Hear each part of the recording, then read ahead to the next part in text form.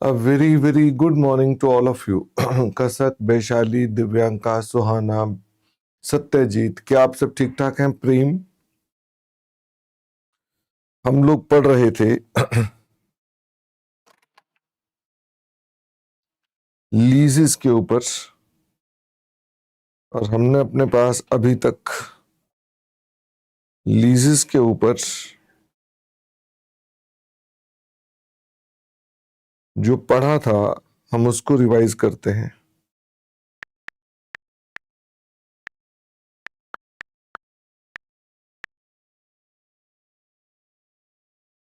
तो हम लोग अपने पास जो हमने अभी तक पढ़ा था उसकी रिवीजन करेंगे। तो क्या आप तैयार हैं नेकपाल? तो अकाउंटिंग स्टैंडर्ड 19 लीजेस, जो कि आपके लिए एक इंपॉर्टेंट टॉपिक है। तो इस स्टैंडर्ड के अंदर हमने अपने पास कई बातें पढ़नी है। नंबर 1 हमने पढ़नी है कि इसका मीनिंग क्या होता है, मीनिंग ऑफ लीज। तो बताओ भाई, लीज का मतलब क्या था? Where it is an agreement where one party conveys to other party. क्या कन्वे करती है? क्या कन्वे करती है? Right to use asset. किसके बदले में? Against consideration oblique series of consideration. तो कहीं पर भी अगर आपको लीज की डेफिनेशन लिखनी पड़ जाएगी तो ये आपको ध्यान होना चाहिए, जिसके अंदर लेजर का मतलब क्या है? लेजर का मतलब है party that transfers right to use, जो ट्रांसफर करती है। और लेजी कौन है? Party that obtains right to use, जो उसकी जो किराएदार है, जो एसेट लेता है, ये उसमें आएगा। और लेजर कौन है? जो एसेट देता है। मुझे बताओ, लीजेस कितने प्रकार की हो सकती हैं? Lease can B of 2 types. तो एक कौन सी हो सकती है? Financial lease. और दूसरी कौन सी हो सकती है? Operating lease. मुझे फटाफट से बताओ, फाइनेंशियल लीज की कोई सिचुएशन नहीं पूछ रहा हूं, डेफिनेशन पूछ रहा हूं। Financial lease is the lease, ये एक ऐसी लीज होती है वेयर क्या ट्रांसफर होते हैं? फटाफट से बताओ। Where risk and rewards incident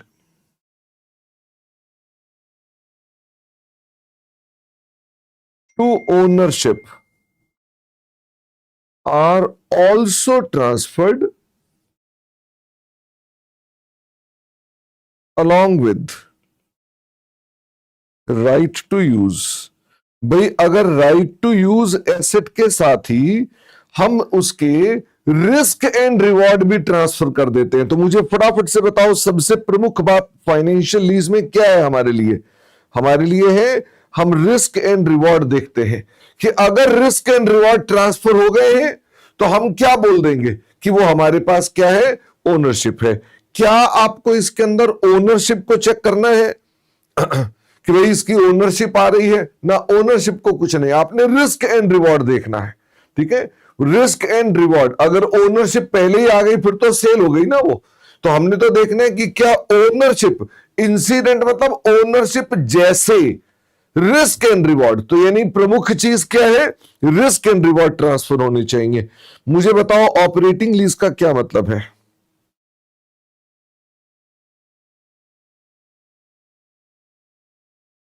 operating lease means lease other than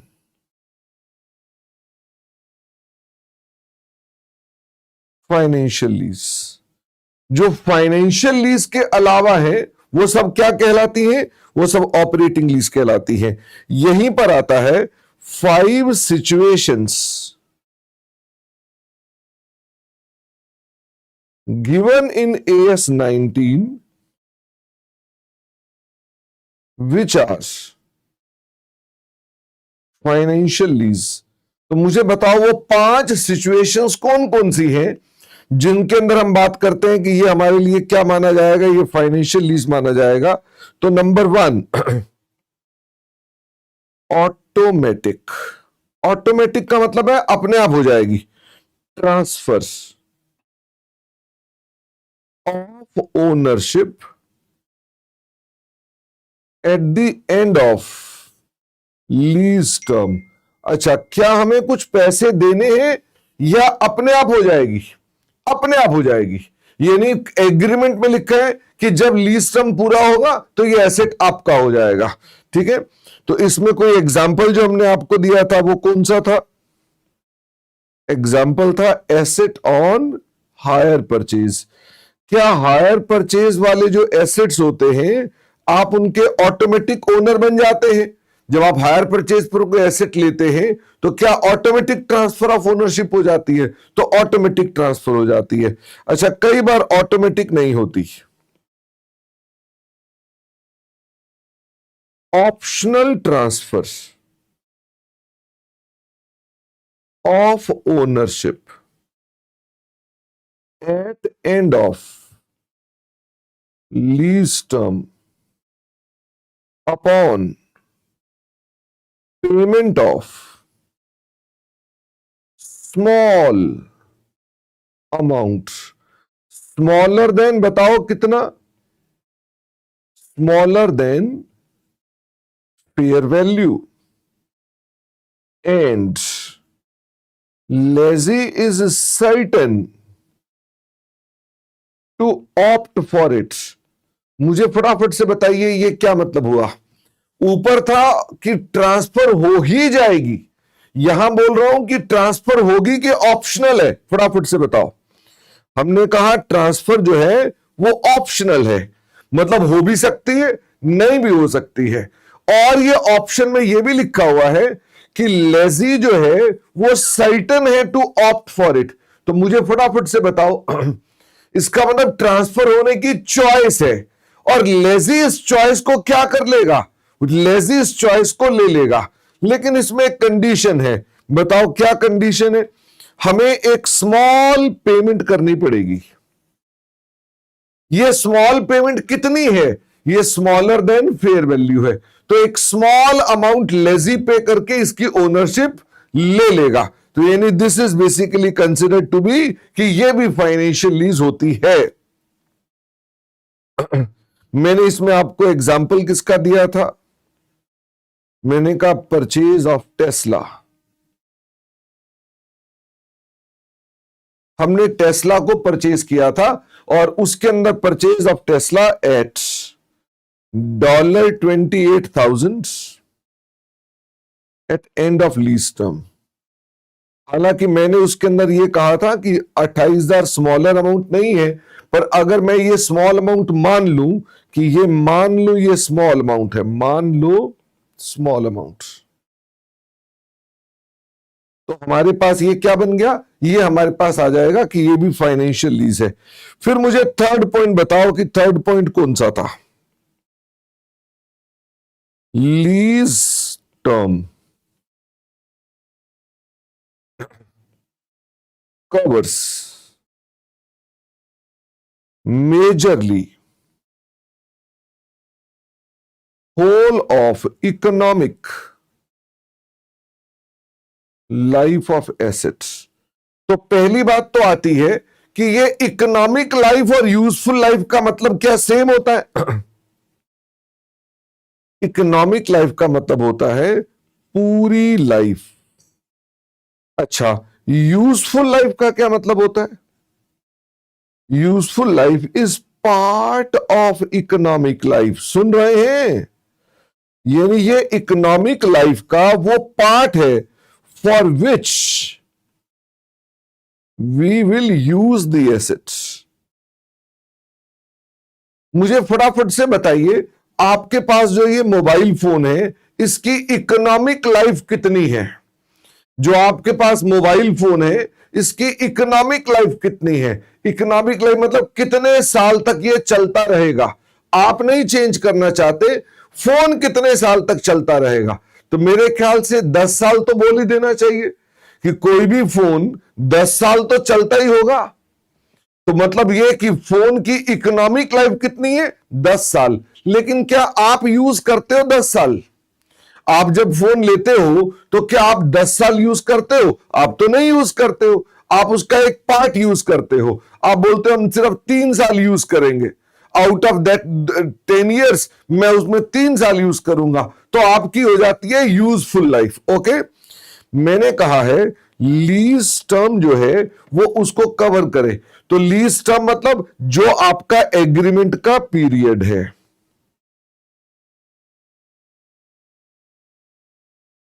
तो मुझे बताओ ये कितने प्रतिशत हो सकता है?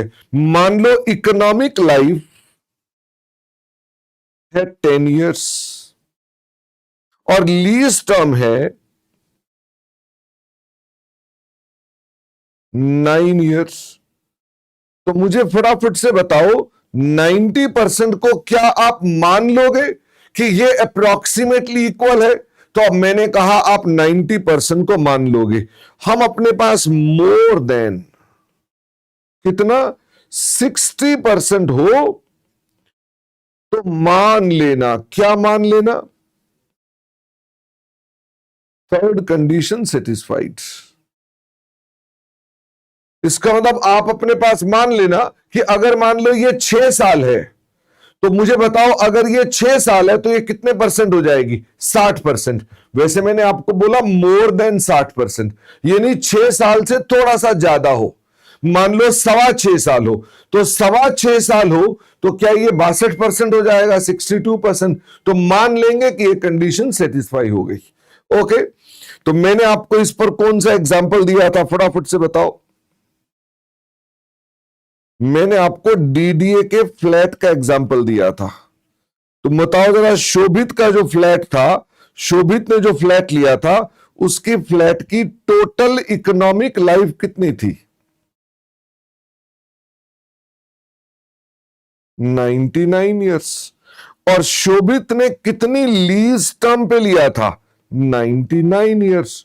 तो क्या आपके पास मैं कह सकता हूं कि lease term is approximately equal to economic life, therefore it is financial lease। क्या बन गया ये? Financial lease. तो मैंने वो एग्जाम्पल भी साथ साथ आपको याद दिखा दिए कि साहब आपके पास ये वाले एग्जाम्पल थे। फिर मैंने आपको एक चौथा एग्जाम्पल और दिया था। मैंने कहा एसेट इज ऑफ। एसेट क्या है? Specialised nature and cannot be used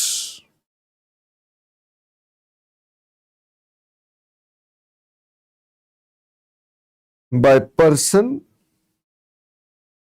other than lazy। Lessee के अलावा उसे कोई यूज नहीं कर सकता unless major modifications are made. मतलब जब तक कोई उसे काफी बदलेगा नहीं वो उसे चेंज यूज नहीं कर सकता। तो मैंने आपसे कहा ये एसेट कौन से होंगे? ये भी फाइनेंशियल लीज होंगे। मैंने इसमें आपको कौन सा एग्जाम्पल दिया था? मैंने कहा जैसे कि स्पेशल एम्बुलेंस, कि हमने कोई स्पेशल एम्बुलेंस बनवाई है तो भी हमारे पास यहां आ जाएगा। मुझे बताओ पांचवा सिचुएशन मैंने आपको कौन सा बताया था? मैंने कहा प्रेजेंट वैल्यू, ध्यान दें प्रेजेंट वैल्यू बोला है, ठीक है, present value of lease rental. अब मुझे बताओ लीज रेंटल का यहां पर क्या मतलब बताया था मैंने कहा था लीज रेंटल का मतलब है minimum lease payment from lessee point of view, यानी लेजी के हिसाब से जो आपके लीज रेंटल्स होते हैं is approximately equal to fair value of asset. Book value लिख रहा हूं कि फेयर वैल्यू लिख रहा हूं? फेयर वैल्यू मतलब मार्केट वैल्यू।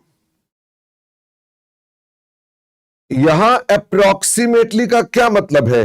अराउंड 90% और मोर, यानी यहां पर कितना परसेंट है उसका? 90% और मोर। ये मैं आपको अभी तक कोई प्रैक्टिकल के अंदर नहीं बताया है, लेकिन ये भी मैं प्रैक्टिकल में बताऊंगा। मैंने टेस्ला वाले एग्जांपल में आपको एक मैथमेटिकल कैलकुलेशन कर दी थी, बट मैं ये आपके साथ अभी आज और भी कई सवालों में करूंगा।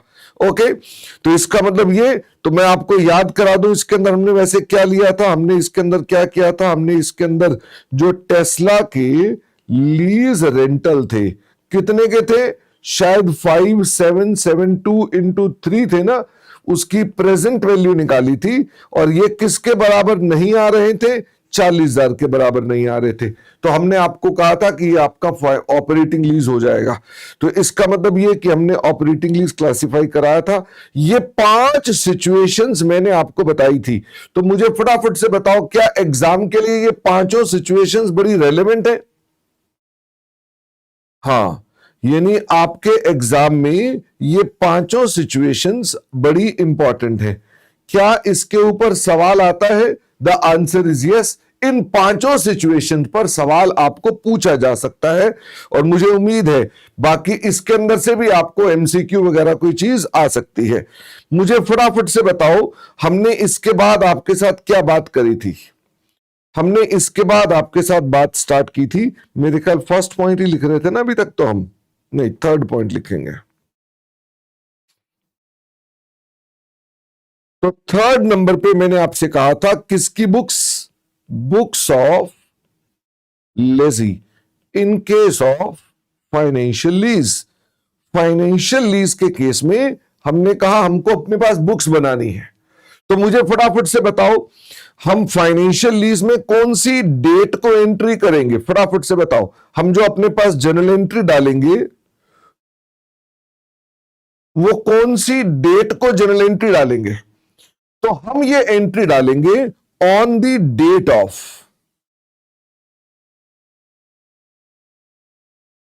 एग्रीमेंट। भाई जब आप एग्रीमेंट कर लेते हो, या date when asset obtained for use. कौन सी डेट यूज करोगे?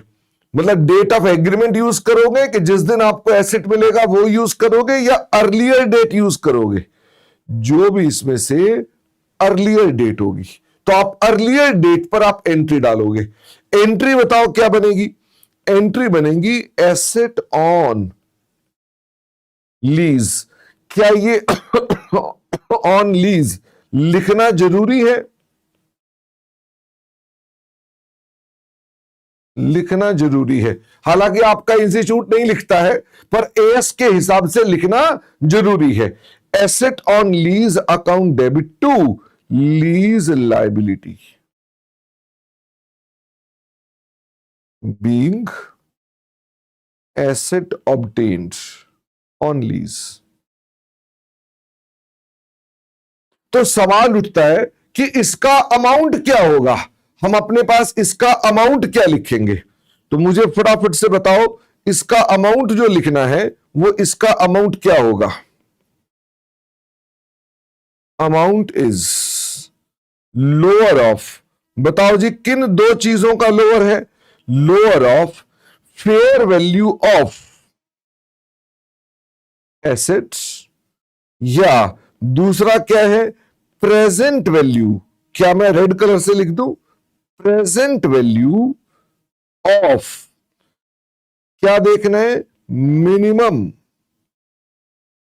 Lease payment from lessee point of view. आप लेजी के हिसाब से आप अपने पास प्रेजेंट वैल्यू निकालेंगे। मुझे फटाफट से बताओ, क्या प्रेजेंट वैल्यू का मीनिंग समझते हैं आप? मतलब डिस्काउंटिंग करनी होगी, डिस्काउंट करें। इसके लिए कौन सा रेट डिस्काउंट यूज करते हैं? हम इसके लिए यूज करते हैं इंप्लिसिट रेट्स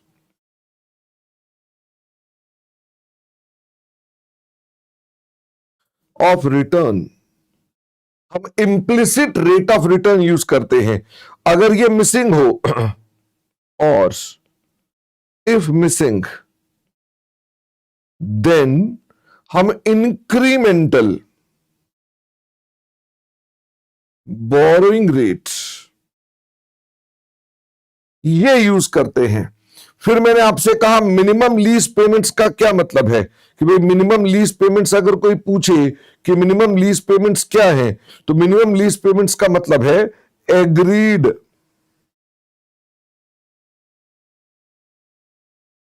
लीज रेंटल्स, जो आपने लीज रेंटल एग्री कर रखे हैं, यानी जो आपने पक्का देने हैं।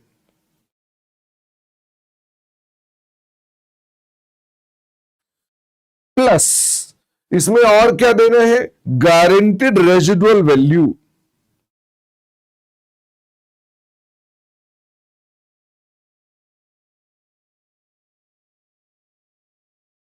जो आपको देना पड़ सकता है, यानी जो आपको देना पड़ सकता है, आपने गारंटी दे रखी है, यू हैव गारंटीड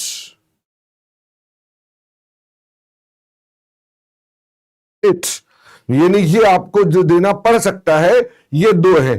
क्या मैं अपने पास इसको एलआर लिख दूं और इसको जीआरवी लिख दूं, शॉर्ट में तो चलेगा आगे से? तो मैं इसको लिख दूंगा लीज रेंटल और इसे लिख दूंगा जीआरवी शॉर्ट में, ठीक है। और आप इसको भी शॉर्ट में लिखना है तो इसको शॉर्ट में आईआरआर लिख सकते हैं, और इसको शॉर्ट में लिखना है तो आप आईबीआर लिख सकते हैं। यानी कि आपके पास ये लीज पेमेंट्स हैं। मैं आपको ये भी बता देना चाहता हूं, taxes are not lease payment. अगर मान लीजिए कोई मोदी जी को टैक्स दिया जा रहा है, यानी लीज रेंट के ऊपर कोई जीएसटी जा रहा है, तो वो आपका लीज रेंट नहीं कहलाता है। Contingent rent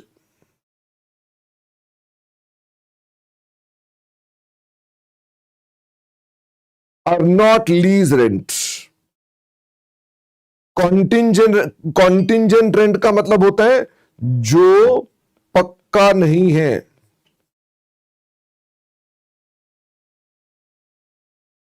lazy may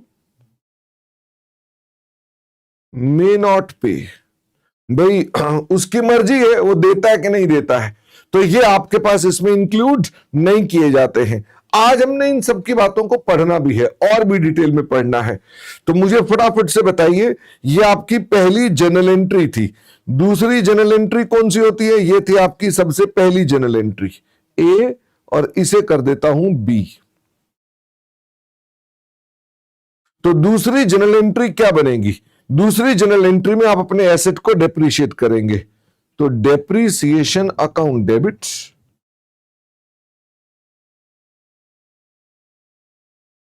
to asset on lease being depreciation charged. वही मैं सोच रहा हूं, बीइंग डेप्रीसिएशन चार्ज्ड। मुझे बताओ ये डेप्रीसिएशन कितने की आएगी? ये डेप्रीसिएशन आएगी बेस्ड ऑन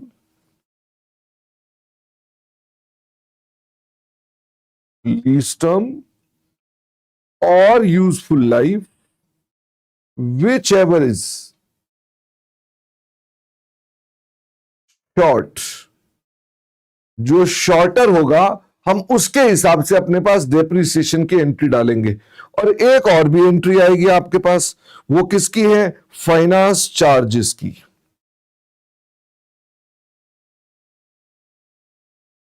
तो फाइनेंस चार्ज अकाउंट डेबिट्स, और मैं इसी में ही लिख दूं लीज लायबिलिटी अकाउंट डेबिट, तो चलेगा टू बैंक। मैंने एक एंट्री कंबाइन कर दी। मैंने आपको नोट्स के अंदर कहा भी था कि हम इस एंट्री को कंबाइन भी कर सकते हैं। डू यू रिमेंबर कि इन दोनों को कंबाइन भी कर सकते हैं।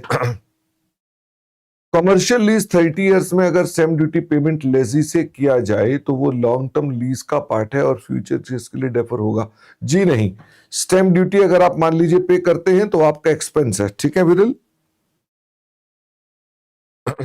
बीइंग, आप इंड एस की बात तो नहीं कर रहे ना विरल? इंड एस में अलग ट्रीटमेंट है। इंड एस में फाइनेंशियल लीज और ऑपरेटिंग लीज ही नहीं होती, सारा कुछ कैपिटलाइज हो जाता है। वहां की आपकी अकाउंटिंग अलग है। ठीक है, तो कई बार क्या होता है, आपने ऑफिस में कहीं सुन लिया कि भाई ऐसा ऐसा हो रहा है, तो इंड एस में कुछ डिफरेंट है। तो मैं आपको बता दूं, मैंने वैसे आपको अभी तक बताया नहीं कि सीए फाइनल में आप जब आओगे तो वहां पर बताया जाएगा कि फाइनेंशियल लीज ऑपरेटिंग लीज कुछ नहीं है, ये एक ही सिचुएशन होती है। ठीक है, तो वहां पर अकाउंटिंग अलग होती है। Being finance charge charge, being finance charges charged. Finance charge के लिए आप एक लायबिलिटी शीट बना देंगे, जैसे हम लायबिलिटी शीट बनाते थे ना अपने पास, कि ओपनिंग बैलेंस कितने का है, फिर इंटरेस्ट चार्ज कितने का है, फिर पेमेंट कितने की है, फिर क्लोजिंग बैलेंस कितने का है for year 1 2 3 4।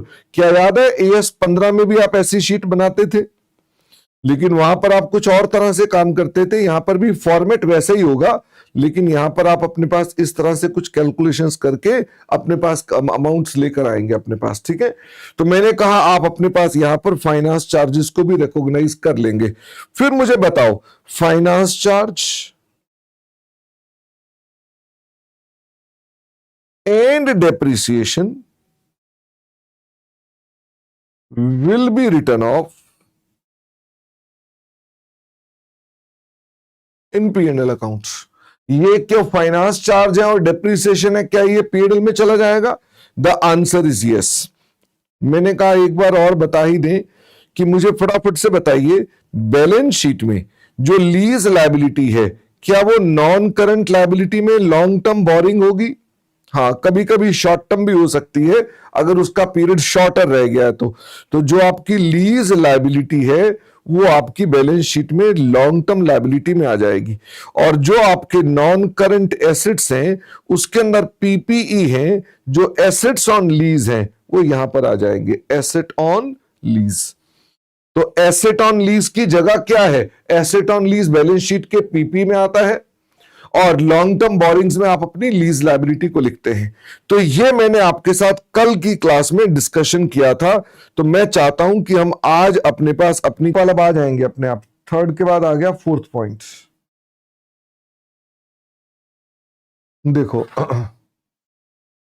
Books of laser, कि अगर आपको लेजर की बुक्स बनानी पड़ जाएं तो आपको क्या क्या करना चाहिए। देखो, लेजर की बुक्स में आपके पास ना कुछ कैलकुलेशंस वाले क्वेश्चंस आ सकते हैं। तो कैलकुलेशंस वाले क्वेश्चंस में कौन कौन सी कैलकुलेशंस आ सकती हैं? एक आ सकती है कैलकुलेशन ऑफ लीज रेंट। क्या आपने बड़े सारे क्वेश्चन देखे थे जहां जगह जगह लीज रेंट मांग रहा था? मांगा नहीं कभी, लेकिन क्या calculation of IRR implicit rate of return भी क्वेश्चन आ सकता है कि इंप्लिसिट रेट ऑफ रिटर्न भी निकालो।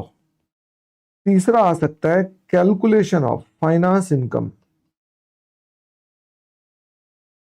यानी वो आपसे फाइनेंस इनकम पर भी सवाल पूछ सकता है।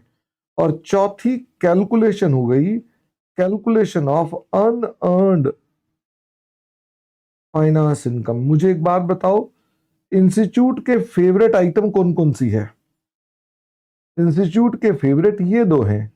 बार बार इंस्टीट्यूट क्या मिसिंग कर देता है? लीज रेंट, और बार बार क्या पूछता है? Unearned finance income. बाकी ये भी सवाल आ सकता है और ये भी सवाल आ सकता है।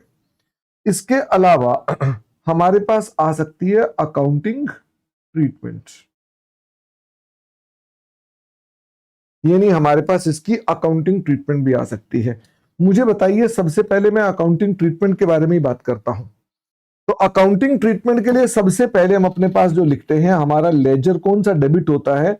लेजर डेबिट होता है लीज रिसीवेबल अकाउंट। कितने रुपए से डेबिट होगा? With net investment. और हम क्रेडिट किसे कर देंगे? क्रेडिट कर देंगे एसेट को विद बुक वैल्यू। और इसका डिफरेंस कहां चला जाएगा? Balancing figure is profit and loss account. तो being asset given on lease, तो इसके अंदर आपके पास लीज रिसीवेबल अकाउंट पूछ सकता है कि लीज रिसीवेबल अकाउंट बनाओ। मेरे एक एग्जाम्पल में ये कवर्ड है, लीज रिसीवेबल अकाउंट मैंने एक एग्जाम्पल में किया हुआ है, बाकी अदरवाइज कोई भी एग्जाम के क्वेश्चन में लीज रिसीवेबल अकाउंट नहीं है। मुझे फटाफट से बताइए लीज रेंट कैसे निकाला जाएगा। तो अब मैं आ गया कैलकुलेशन ऑफ लीज रेंट के ऊपर। तो हमारा एक बिजनेस मॉडल है सैयद, हमारा एक बिजनेस मॉडल है। हम कहते हैं जितने एसेट की फेयर वैल्यू है, हमें लीज रेंटल में तथा जीआरवी में तथा यूजीआरवी में इसकी प्रेजेंट वैल्यू में ये बराबर पैसा मिल जाना चाहिए। बात सही है कि नहीं भाई? एसेट की जितनी फेयर वैल्यू है, जितने पैसे मैं मांग रहा हूं और जिस रेट ऑफ इंटरेस्ट से मांग रहा हूं, मुझे उतने पैसे मिल जाने चाहिए। तो क्या मैं अपने पास fair value into annuity factor into lease rental लिख दूं और पीवी ऑफ जीआरवी लिख दूं और पीवी ऑफ यूजीआरवी लिख दूं तो चलेगा क्या? फटाफट से बताइए सैयद भाई। प्रेजेंट वैल्यू लीज रेंट चूंकि हर बार बार आते हैं, ये एक ही बार आता है, ये एक ही बार आता है, चूंकि बार बार लीज रेंटल आते हैं तो एन्युटी फैक्टर लगाना पड़ेगा। एक ही बार जीआरवी आता है तो पीवी लगाना पड़ेगा। एक ही बार यूजीआरवी आता है तो प्रेजेंट वैल्यू निकालना पड़ेगा। जीआरवी और यूजीआरवी में कभी कभार आपको सवाल वाला आरवी बता देता है, तो आरवी पता है, जीआरवी पता है, तो यूजीआरवी क्या निकल आएगा? बैलेंसिंग फिगर निकल आएगी। कभी कभार के अंदर ऐसा भी होता है। क्या आप इसी को फॉर्मूले की शेप बना सकते हैं सैयद? फेयर वैल्यू में से माइनस कर दिया present value of GRV, present value of UGRV is equal to annuity factor into lease rent. और अगर मान लीजिए मैं एन्युटी फैक्टर भी यहां से हटा दूं, डिवाइडेड बाय कर दूं annuity factor for lease term, जितना लीज टर्म है उसका एन्युटी फैक्टर बता दूं, तो क्या लीज रेंट का ये फॉर्मूला बन गया? तो ये आपका फॉर्मूला बन गया। ठीक है, हालांकि कॉन्सेप्चुअली चलोगे तो आपको कभी फॉर्मूले की आवश्यकता पड़ती नहीं है, फिर भी अगर आपको लगता होगा तो मैंने आपको बता दिया। आईआरआर कैसे निकालते हैं? तो दूसरी पॉइंट आता है आईआरआर की कैलकुलेशन कैसे होगी। कैलकुलेशन ऑफ आईआरआर, इसका एक वीडियो YouTube पर डाल दिया है। ये आईआरआर फाउंडेशन में हिट एंड ट्रायल मेथड जो लगाते थे तथा इंटरपोलेशन टेक्निक से जो लगाते थे उसके हिसाब से निकलता है। फिर भी आप अगर देखना चाहें ये कैसे है तो आप YouTube पर जाकर देख सकते हैं। नेकपाल YouTube पर चेक करके आईआरआर का वीडियो डलवा देना अगर नहीं डला हुआ तो। सी पॉइंट पर आ जाओ। Calculation of unearned finance income बोला मैंने, finance income, calculation of finance income. अगर फाइनेंस इनकम मांगता है तो आप एक शीट बना लेते हो। मान लो 1 2 3 4, तो ओपनिंग बैलेंस कितने का था? जो लीज रिसीवेबल का था। फिर आप इसके ऊपर फाइनेंस इनकम कैलकुलेट कर लोगे। फाइनेंस इनकम जो डिस्काउंट रेट है उसके हिसाब से फाइनेंस इनकम। फिर लीज रेंटल्स हम वो लिख देंगे, तो क्लोजिंग बैलेंस निकल आएगा आपके पास। तो इसके अंदर आपको अपने पास इस तरह से क्या करनी पड़ती है, एक कैलकुलेशंस करनी पड़ती है। हालांकि इंस्टीट्यूट आपसे कभी ये नहीं पूछा अभी तक, लेकिन अगर पूछे तो आपको बता दिया मैंने कैसे करना है। फाइनेंस कॉस्ट पर बड़े सारे क्वेश्चन पूछे हुए हैं, पर फाइनेंस इनकम पर इंस्टीट्यूट ने कभी क्वेश्चन नहीं पूछा हुआ। उसका इनकम, उसके लिए भी आपको ये चार्ट बनाना चाहिए। एक और चीज आपका इंस्टीट्यूट आपसे पूछता है, उसका नाम है calculation of unearned finance income. तो अनअर्न्ड फाइनेंस इनकम अगर आपसे क्वेश्चन पूछता है तो हम लोग अपने पास क्या करते हैं, एक फॉर्मूला लगाते हैं, unearned finance income is equal to gross investments minus net investments.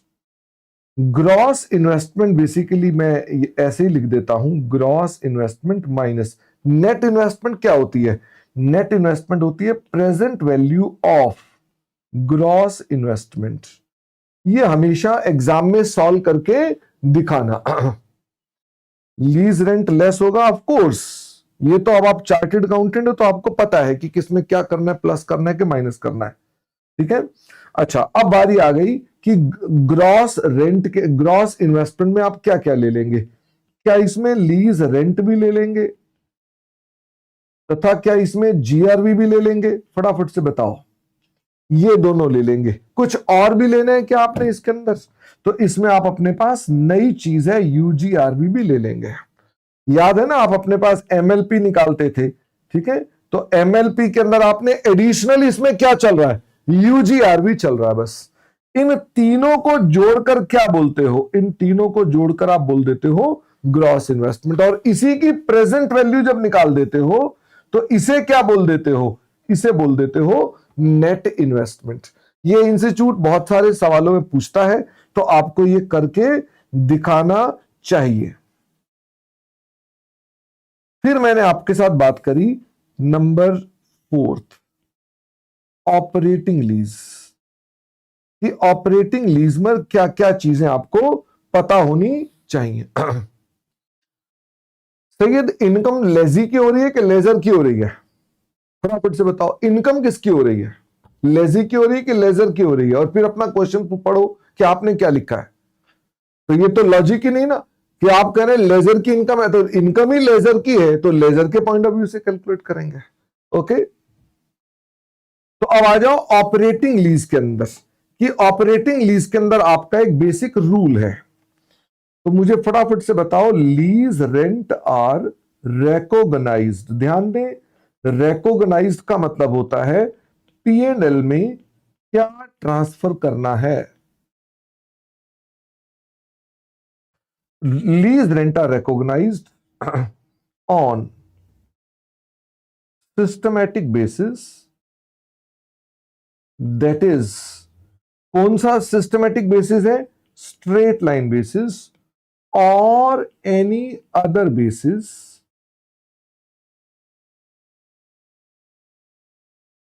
Justified. तो इसका मतलब आपके लिए वैसे हमेशा क्या होना चाहिए, फटाफट से बताओ। For exams always consider SLM as basis unless question specifies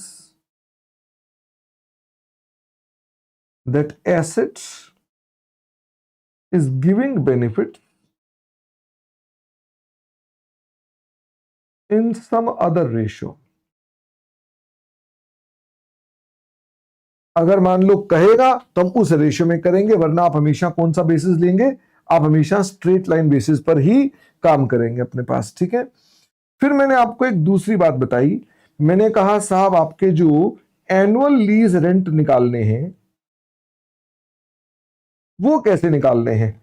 तो एक ना फॉर्मूला बनाकर दे रहा हूं आपको मैं कि जो भी मशीनरी की कॉस्ट है प्लस जो भी मार्जिन चाहिए लेजर को। जैसे क्वेश्चन किया था क्वेश्चन 9th, तो मशीन कितने की थी? 1,50,000 की, और मार्जिन जो लेजर को चाहिए था वो कितना चाहिए था?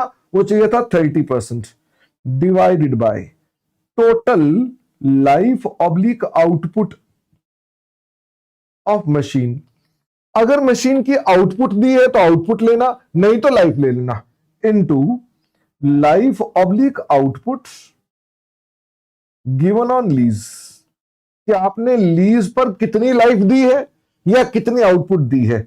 इसमें आपकी फर्स्ट प्रेफरेंस ये है, सेकंड प्रेफरेंस ये है, फर्स्ट प्रेफरेंस ये है, सेकंड प्रेफरेंस ये है। ओके, इसका मतलब आपको अपने पास इस रेशियो में एनुअल रेंट जो ये मिलेगा, ये क्या मिल जाएगा, ये मिल जाएगा टोटल एनुअल रेंट। और अगर आप इसको डिवाइड कर दोगे लीज टर्म से, तो क्या आपको equated lease rent per annum मिल जाएंगे। तो ये इक्वेटेड लीज रेंटल आपको पर एनम मिल जाएंगे। टोटल लीज रेंट ये है, डिवाइडेड बाय लीज टर्म इतनी है, तो इक्वेटेड लीज रेंटल ये है। ये आपका इंस्टीट्यूट अक्सर क्वेश्चन में पूछ रहा है, तो यानी मैंने आपसे कहा ये भी आपको चीज ध्यान रखनी है। और फिर ये भी ध्यान रखना कि इन सच केसेस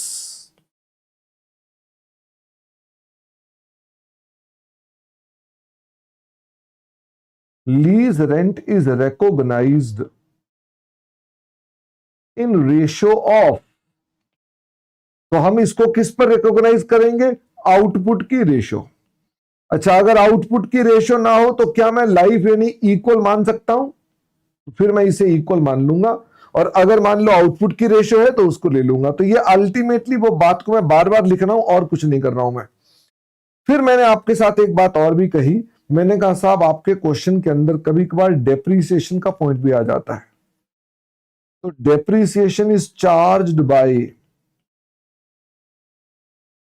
तो डेप्रीसिएशन कौन चार्ज करता है, लेजर चार्ज करता है in case of operating lease.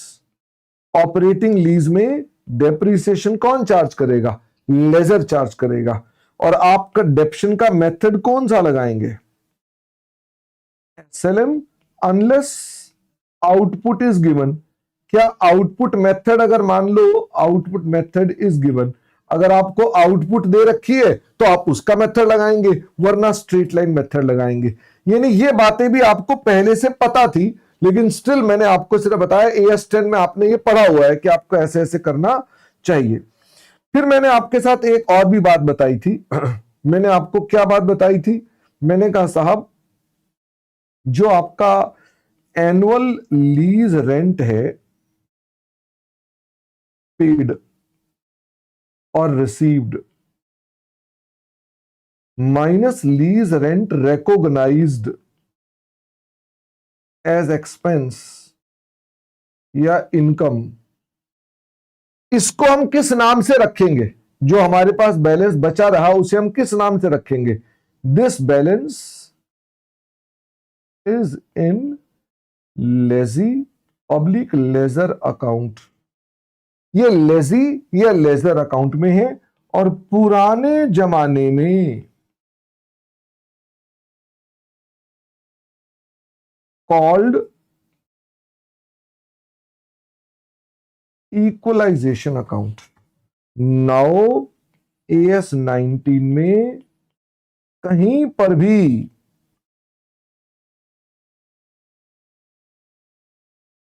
Equalisation नहीं कहा हुआ।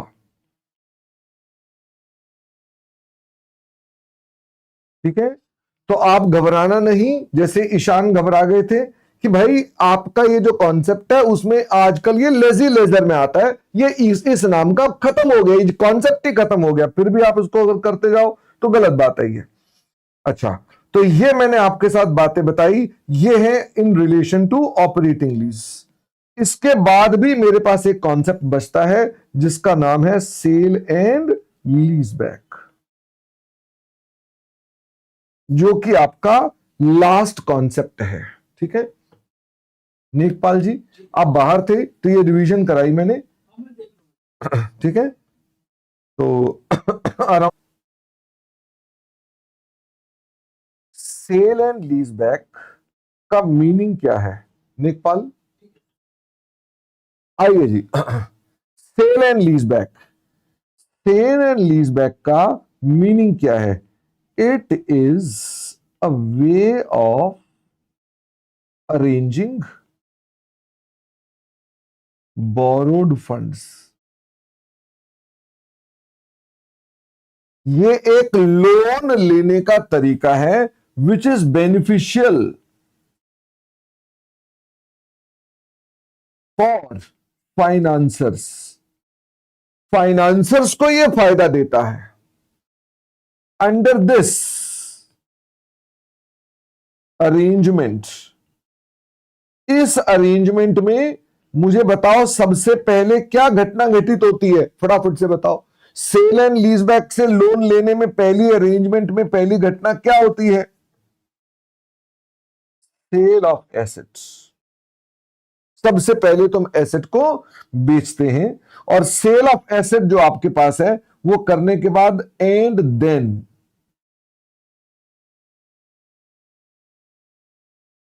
Taking back same assets on lease, आप उसे उसी एसेट को वापस ले लेते हैं. Such lease can be financial lease और ऑपरेटिंग लीज. क्या जो लीज बैक होके एसेट आ रहा है वो फाइनेंशियल लीज पर भी आ सकता है, ऑपरेटिंग पर भी आ सकता है? The answer is yes. तो आपको अगर कोई भी क्वेश्चन पूछे कि इसका मीनिंग क्या है तो ये उसका बेसिक कॉन्सेप्ट है. अब मुझे इसके अंदर अकाउंटिंग ट्रीटमेंट की बात आती है कि इसका अकाउंटिंग ट्रीटमेंट क्या होता है. तो मैंने आपको इसके अंदर दो बातें बताई, फटाफट से बताओ दो बातें कौन कौन सी बताई. मैंने कहा sale and financial lease back.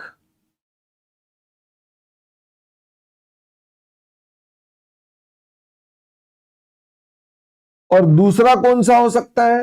Sale and operating lease back.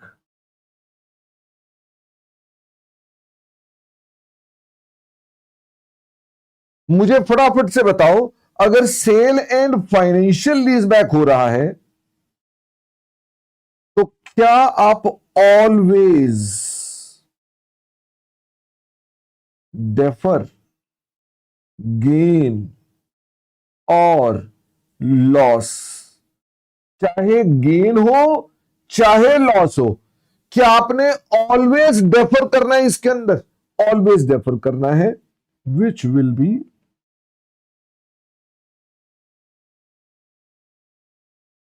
amortized in ratio of depreciation over lease term. और मैंने आपको ये भी बताया कि क्या ये क्वेश्चन आपके एग्जाम में पूछता है? इंस्टीट्यूट पूछता ही नहीं है इसके अंदर. दूसरी बारी आती है sale and operating lease back की. जब आपको sale and operating lease back आता है तो आपको सबसे पहले क्या चेक करना चाहिए? अगर sale and operating lease back आता है तो सबसे पहले देखो sale price is equal to fair value. मुझे फटाफट से इसका आंसर दो कि अगर sale price is equal to fair value therefore transaction is normal. Therefore transaction is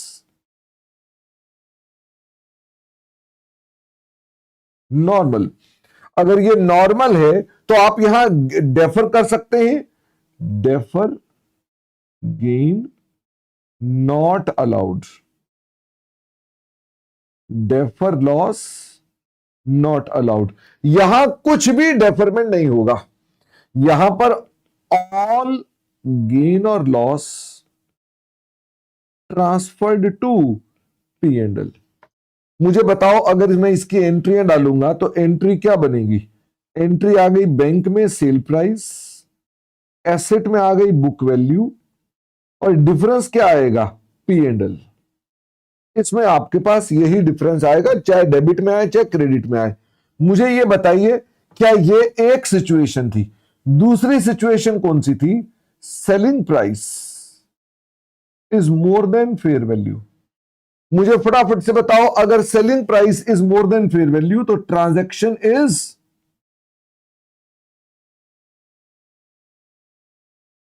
not normal, यानी ये ट्रांजैक्शन नॉर्मल नहीं है. तो मुझे फटाफट से बताओ इस केस में जो sale price minus fair value is equal to deferred gain. क्या ये डेफर हो जाएगा? सेल प्राइस और फेयर वैल्यू का जो डिफरेंस था, क्या ये डेफर हो जाएगा? ये सेल प्राइस में से फेयर वैल्यू माइनस कर दो, जितना ज्यादा है ये डेफर हो जाएगा। मैंने एक फोटो बनाकर आपको दिखाई थी, मैंने कहा ये फेयर वैल्यू है, ये सेल प्राइस है, तो आप ये डेफर कर देंगे। This is your deferred amount, यानी this amount will be deferred. Balance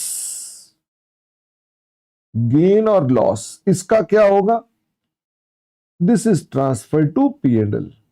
तो अगर आपसे एंट्री पूछे तो मुझे फटाफट से बताओ एंट्री क्या बनेगी? भाई एंट्री में पक्का बैंक में तो सेल प्राइस ही आएगी, एसेट में बुक वैल्यू ही आएगी, लेकिन डेफर्ड गेन आपके पास यहां आ जाएगा, टू डेफर्ड गेन, जिसका ये रहा अमाउंट। ठीक है, तो यानी इस अमाउंट को ही हम लोग क्या कर देंगे? डेफर कर देंगे। और मुझे बताओ बाकी का डिफरेंस कहां चला जाएगा? P and L account balancing figure, चाहे डेबिट में आए चाहे क्रेडिट में आए, यानी ये आपके पास एंट्री बन गई। कौन सी वाली? This is the general entry. जैसे इसमें एंट्री क्या बन गई थी? ये वाली जनरल एंट्री। तो इसके अंदर आपके पास ये एंट्री बनती है। अब आता है हमारे पास कौन सा case? Third case, selling price is lower than fair value. अगर ये लोअर होता है तो इसके अंदर हमने आपसे क्या बोला? हमने कहा ये ट्रांजैक्शन नॉर्मल भी हो सकती है, एबनॉर्मल भी हो सकती है। तो मैं अपने पास कहता हूं कि जो आपके पास fair value minus selling price है is equal to deferred loss. क्या मैं ठीक बोल रहा हूं? भाई जैसे आपने यहां कहा था हम ये गेन को डेफर कर देंगे, मैं यहां बोल रहा हूं कि इस लॉस को हम क्या कर देंगे? इस लॉस को हम डेफर कर देंगे। अगर ये फेयर वैल्यू है और ये सेल प्राइस है, तो ये आपके पास हो गया deferred loss. This is the amount of deferred loss. मुझे फटाफट से बताओ, इसके लिए आपको दो कंडीशन भी थी। There should be actual loss, and दूसरी कंडीशन कौन सी थी? Lease rent should be lower than market. अगर मान लो एक्चुअल लॉस नहीं है या लीज रेंट लोअर नहीं है, अगर if any of these condition fail, तो क्या आप डेफर कर सकते हैं? If any of above fail, loss can not be deferred. और यहां पर ही एक बात बड़ी इंपॉर्टेंट बनती है आईसीआई की। मुझे फटाफट से बताओ आईसीआई अपने पास क्या मानता है? ICI says if question is silent on lower lease rental, assume these are not lower। तो मुझे फटाफट से बताओ, अगर आईसीआई कहता है ये लोअर नहीं है, तो क्या आईसीआई अपने पास देयरफॉर आईसीआई क्या करता है? लॉस को डेफर नहीं करता, नॉट डेफर्स। वो अपने पास उसको डेफर नहीं करता है। तो मुझे फटाफट से बताओ, कॉन्सेप्चुअली मैंने बता दिया ये दो कंडीशन होने पे डेफरमेंट होती है। तो मुझे एंट्री बताओ, इसकी एंट्री क्या बनेगी?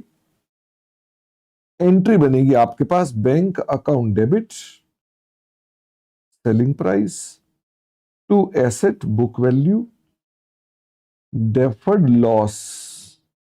अगर मान लीजिए कोई ऊपर से कैलकुलेट होकर आ रहा है, P and L account balancing figures, ये आपके पास एंट्री बनती है। यानी कि आपके एग्जाम में ये भी एंट्री बनती है, तो आपको ये जरूर क्वेश्चंस करने चाहिए। एक बात और आपके साथ मैं बताना चाहता हूं, जो कि आपके इस टॉपिक के अंदर एक छोटी सी डिस्क्लोजर रिक्वायरमेंट है, वो आपको पता होनी चाहिए कि हम अपने पास ऑपरेटिंग लीज के बारे में क्या क्या बातें डिस्क्लोज करते हैं। ऑपरेटिंग लीज के बारे में हम क्या क्या बातें डिस्क्लोज करते हैं? हम ऑपरेटिंग लीज के बारे में अपने पास जो लीज रेंटल्स हैं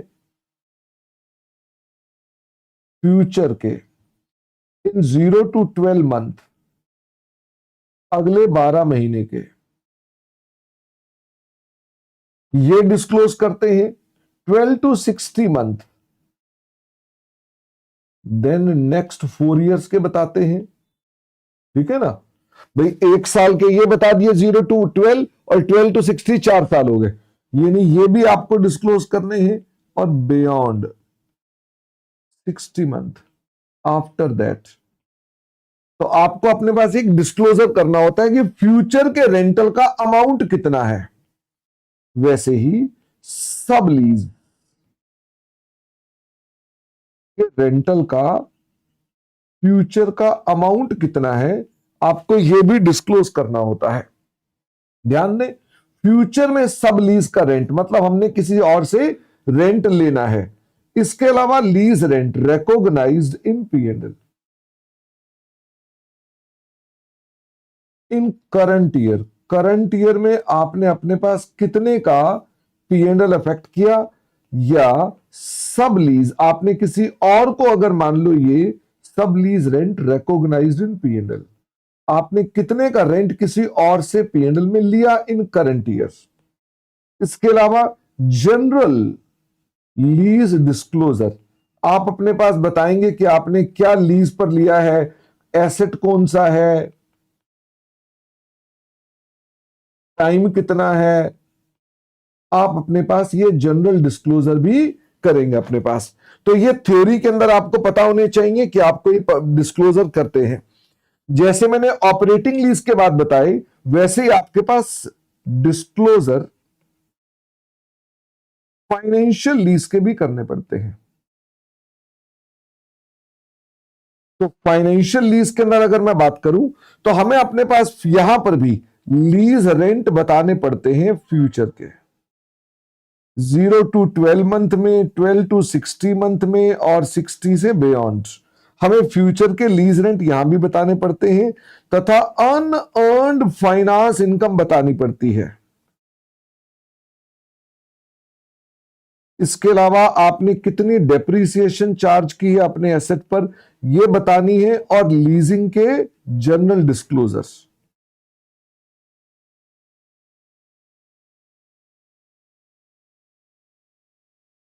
ये आपके वैसे काम की बातें नहीं है, मैं फिर भी आपको बता दिया कि साहब आपको ये पता होना चाहिए कि ये लीजिंग के डिस्क्लोजर्स होते हैं। और एक आखिरी बात और बता देना चाहता हूं कि आपको अपने पास AS 19 इज नॉट एप्लीकेबल, हम ये अप्लाई नहीं करते हैं ऑन मोशन पिक्चर्स। फिल्मों की जो ये फिल्में होती हैं, फिल्मों की लीजेस इसमें कवर्ड नहीं है, या हम इसमें कवर नहीं करते हैं जो लीजेस आपकी नॉन रीजनरेटिव रिसोर्सेस की हैं, यानी माइंस की, खदानों की, रॉयल्टी ऑयल की, हम उसके बारे में बात नहीं करते हैं। और लास्ट में हम लैंड की भी यहां पर लीजिंग नहीं करते हैं, लैंड की लीजिंग। क्या आपको मालूम है किसानों के यहां लैंड की लीजिंग होती है, पर लैंड दी जाती है कि दूसरे आदमी को कि आप उसके ऊपर जमीन को बुआई कर लो, धान लगा लो। तो ये 3 चीजों पर आपका AS 19 एप्लीकेबल नहीं है। तो ये आपको MCQ के लिए पता होना चाहिए कि किस पर अप्लाई नहीं होता, और ये डिस्क्लोजर भी आपको MCQ के कंटेक्स्ट में पता होने चाहिए कि ये डिस्क्लोजर है, 2 बार गो थ्रू कर जाओगे तो आपको कोई दिक्कत नहीं आएगी। और बाकी मैंने आपके साथ बातें बता दी हैं। कौन कौन से क्वेश्चंस आपको जरूर करने चाहिए?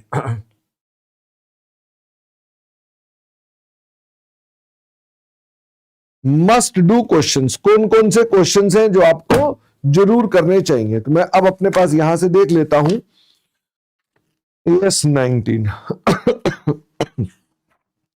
तो जो क्वेश्चन आपने जरूर करने हैं वो कौन कौन से हैं? क्वेश्चन नंबर 1 ये लेजी का है, ठीक है।